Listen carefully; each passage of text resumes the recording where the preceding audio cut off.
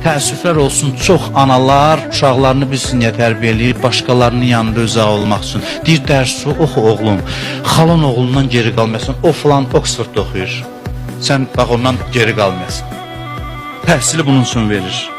Qız alır oğluna, deyir tanınmış ailədən olsun, qardaşım qızını ya qonşunun oğlu getdi belə bir ailədən qız aldı. Diri-diri övladı torpağa bastırmaq kimi cinayətdir bu. Ərəblər bastırırdı, o qədər böyük bir cinayətdir. Sonra da uşaq tərbiyəsiz olur, qaçırlar ya psixoloqun üstünə, ya biz yazıların üstünə.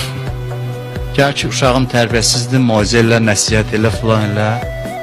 Deyirəm, axı, demirəm də, mən də ümumi deyə bilirəm, məndə bir xəsiyyət var, xüsusi deyə bilmirəm. Ki, sən özün onu tərbiyəsiz eləmisən.